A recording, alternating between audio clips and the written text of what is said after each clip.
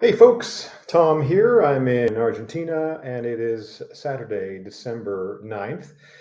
Today's video is going to be about last weekend's trip to Uruguay, which is something that lots of people do here. It's not that far away. You take the fast ferry across the Rio de la Plata, which again means the river of silver, not the river of plata. And so that's what I did.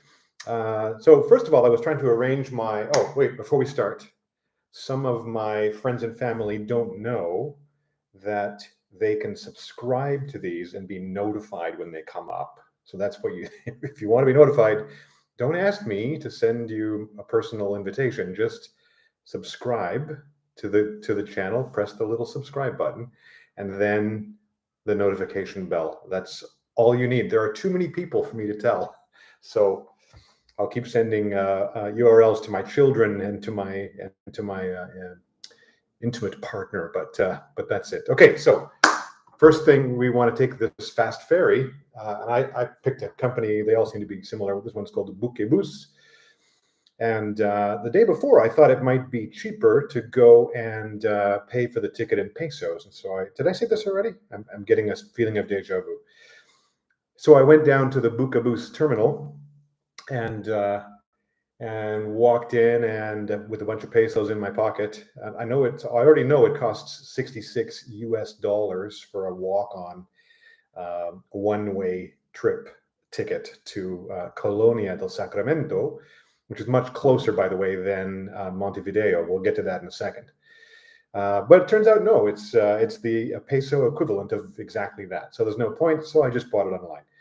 But on my way home, I ran into as Monty Python would put it, a licensed bandit in a taxi, and my Spanish is so bad, I don't know how to call people on prices. This is my first cab trip I ever took, so I went and he says he types on his little calculator 13,000 pesos to go back to Palermo, and that turned out to be, I don't know, 3 times what it should have cost. So be careful. Apparently there's a well-known taxi mafia operating out of the Buquebus terminal.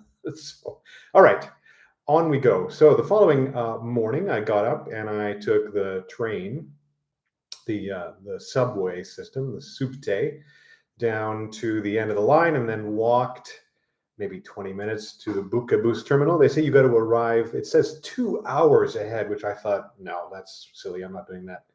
So I showed up an hour ahead of my 7:30 ferry reservation and lined up for a while and just handed over my ticket.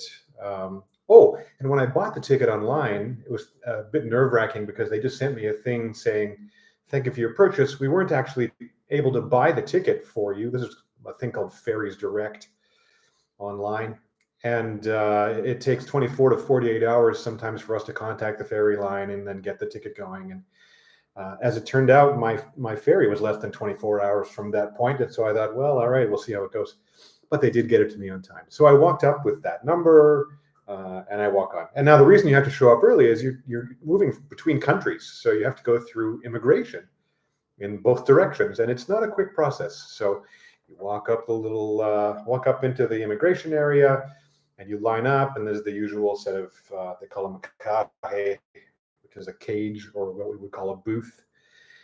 And they look at your passport and all that stuff. And then for some reason that eludes me, and I don't know what the deal was, but maybe somebody can tell me who knows these things better than me, but I had to do it twice. So you go to one booth and they kind of look at your passport and they stamp it, and then you go to a second, and it's like it's not even organized. You line up in a second booth, and they do something and look at your passport. Maybe it was both countries doing that. I really don't know. But in any case, then, walk up the ramp and I wait in this. And the whole thing, people at home have this idea that that these towns in South America, big cities in this case in South America, are somehow third world. And yeah, there's places where you could say that.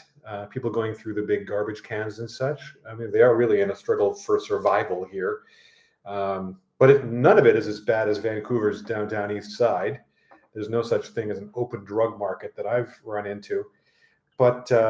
But the scene in this sort of ferry terminal, he says, as he pours his mate out of his French press, and don't worry, I'm going to learn how to do that properly. I just bought myself a gourd.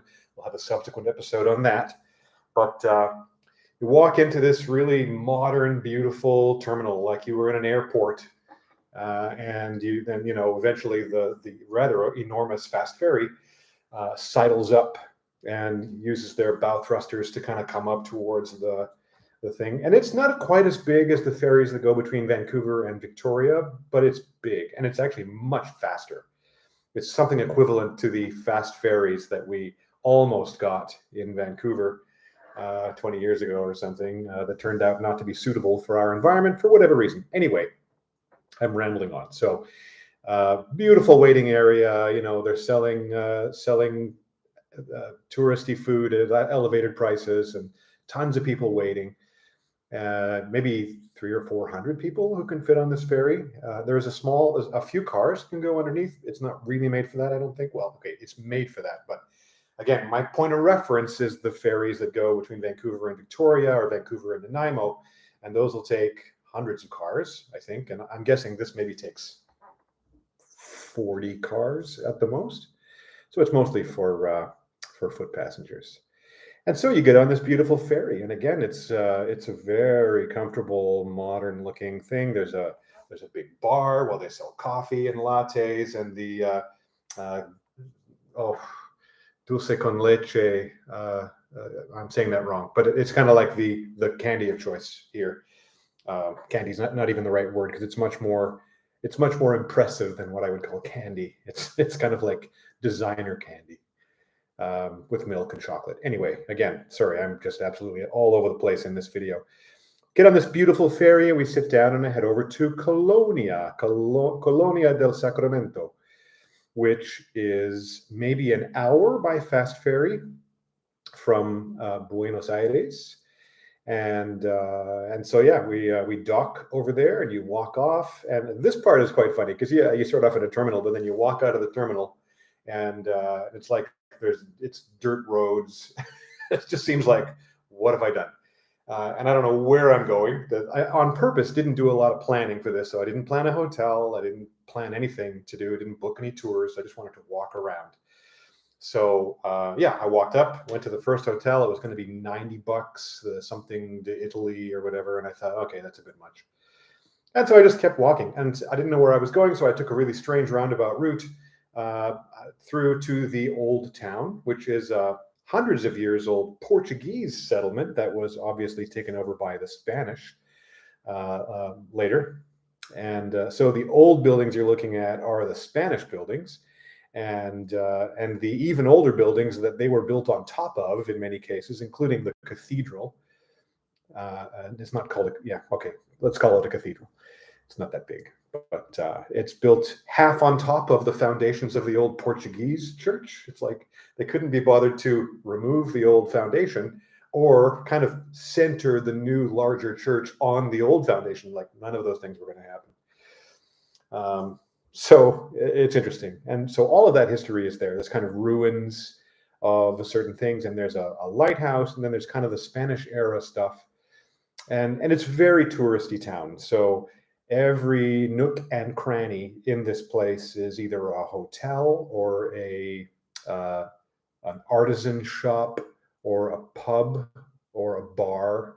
In Old Town in particular, there's actually a main street where things are a little more normal, but that's how it is there. So I had a lovely time just walking around that. There's a lighthouse that's very famous. I think I got a Colonia fridge magnet that is now part of my collection. It features the lighthouse. That's kind of the symbol of Colonia. So that was really lovely. And then I thought, well, I better find a place to sleep. So I found the main street, got a little disoriented because, again, the sun is in the north. That really screws me up. Didn't realize how much I rely on that sun in the south thing being to figure out what direction I'm pointed at home. Anyway, and I found a really cool old-looking hotel, and went in there, and it's going to be $60, and I thought, perfect, let's do it. So Got myself a room and I went in there, put my stuff in. By then, I had been walking around in very hot weather with my too much clothes, long pants, a shirt, a backpack, heavy backpack. So I'm like everywhere the backpack touches me, I'm drenched with sweat. So I was very happy. Of course, all the hotel rooms have air conditioning. So I turned that up and I changed clothes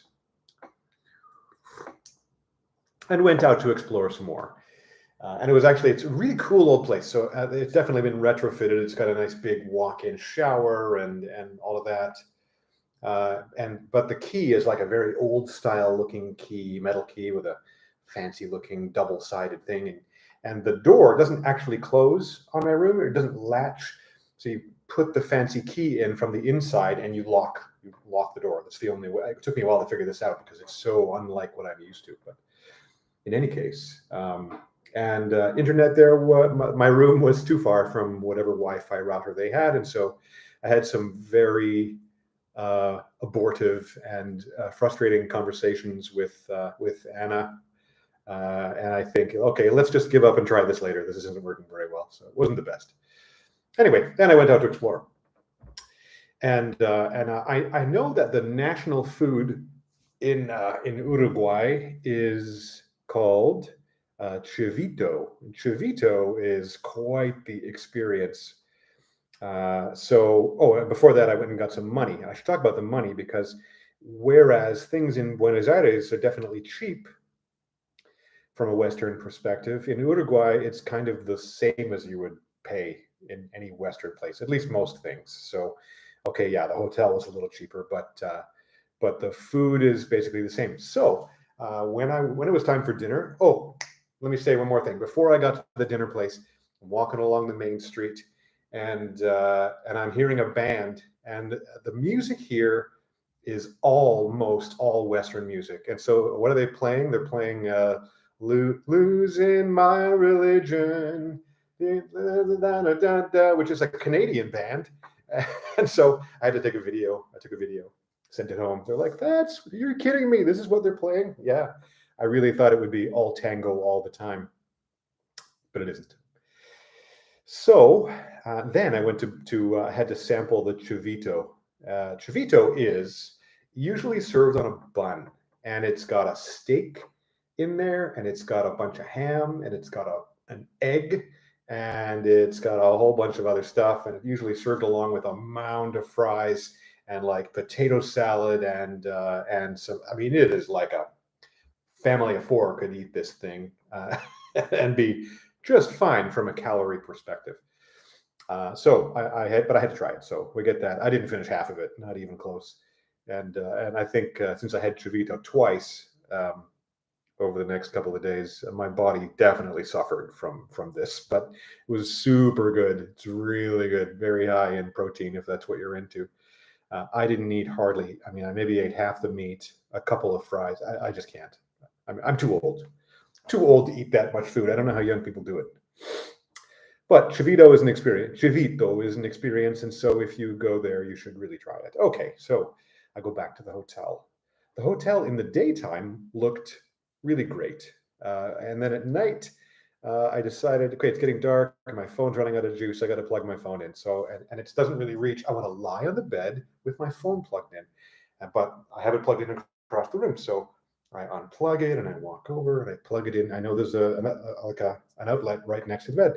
And then I noticed that the outlet next to the bed is crawling with little insects that I had not previously noticed, and that they're going all the way across the floor and then around this outlet and then all the way up the wall to the air conditioning unit. And Lord knows what they think they're doing there, what they're eating. But I'm like, no, not, I can't, there's no way that I will be able to sleep.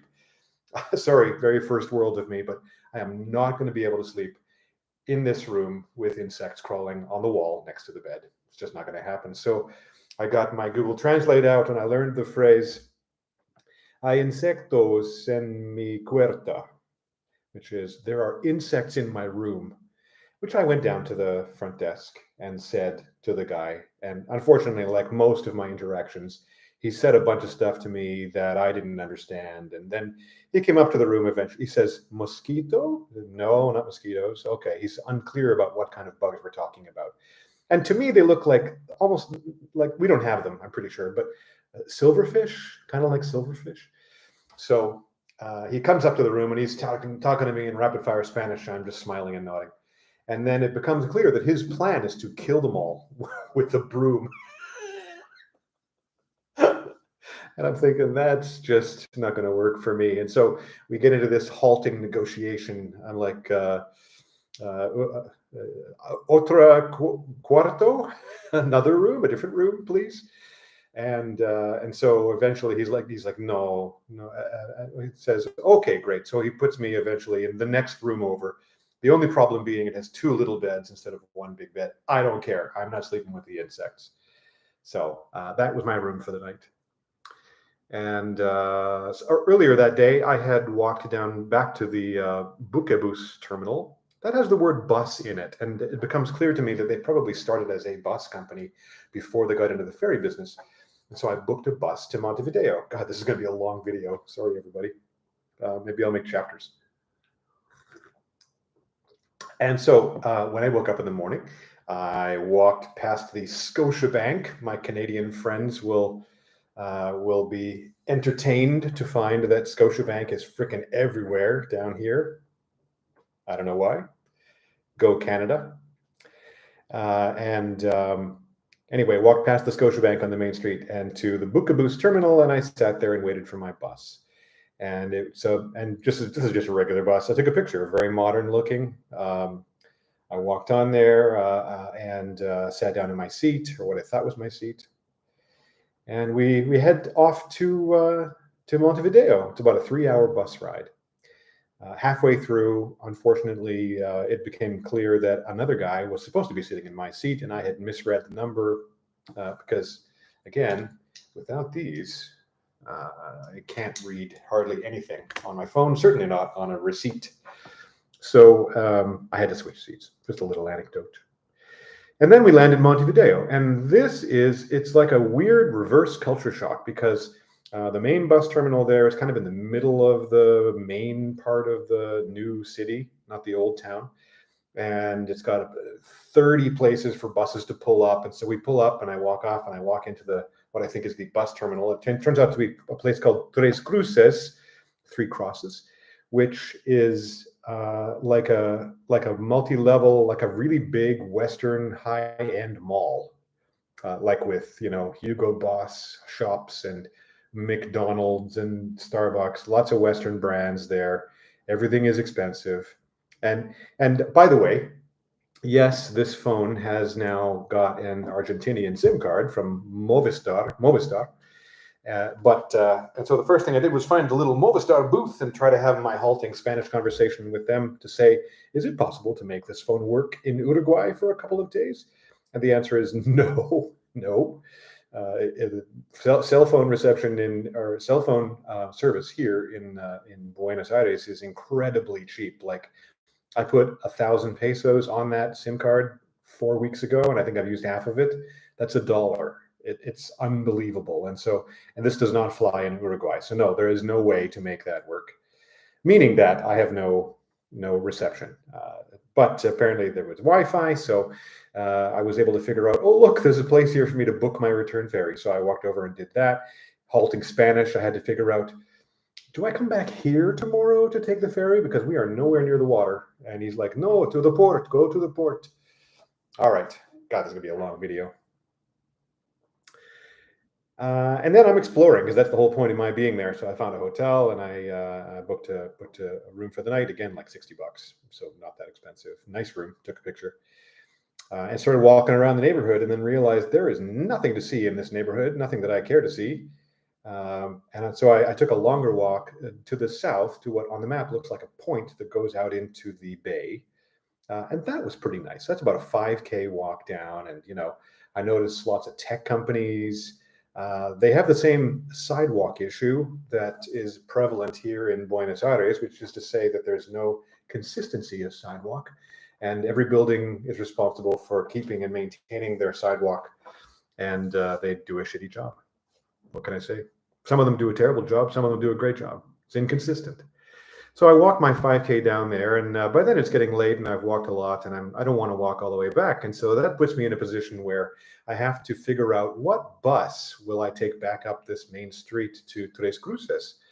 And so I got myself into a very amusing and halting Spanish conversation, trying really hard not to use any English because it's not the point of why I'm here.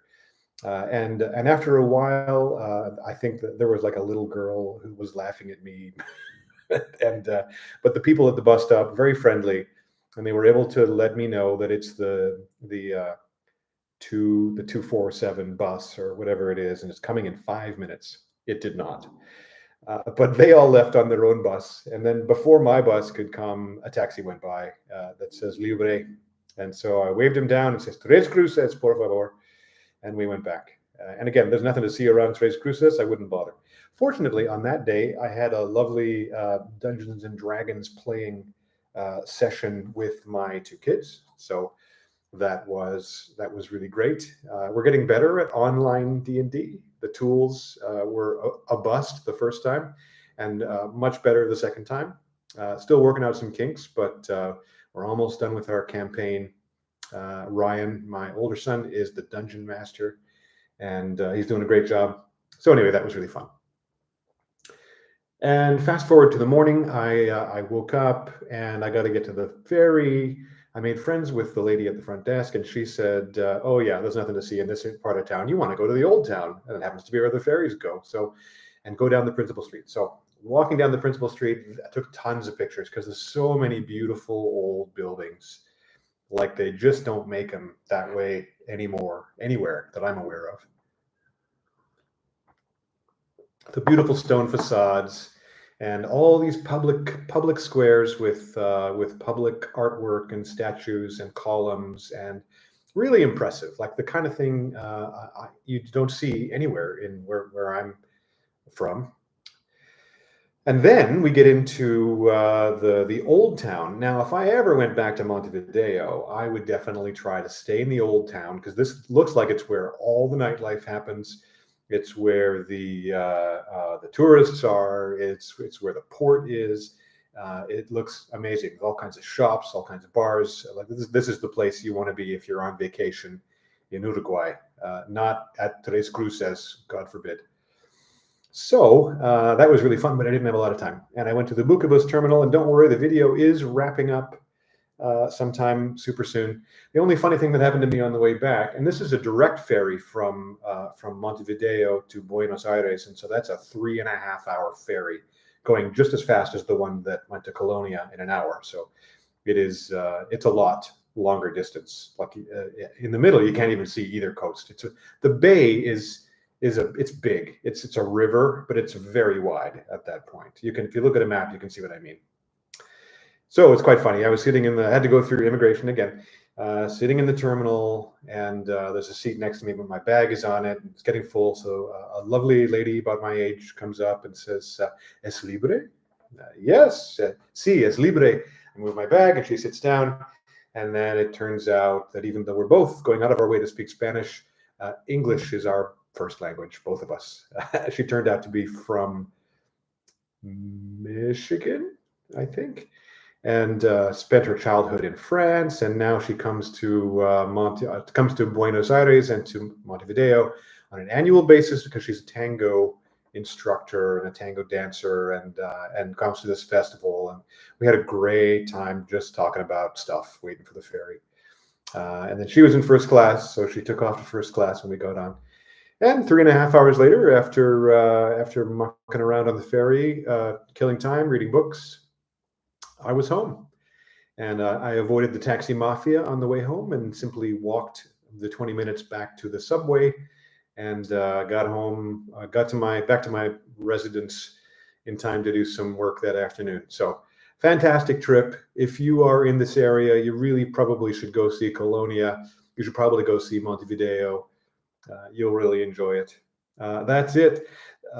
Thank you it's 25 minutes, by far the longest video I have made on this trip. Again, if you want to be notified, don't ask me for an individual email, just subscribe like everybody else.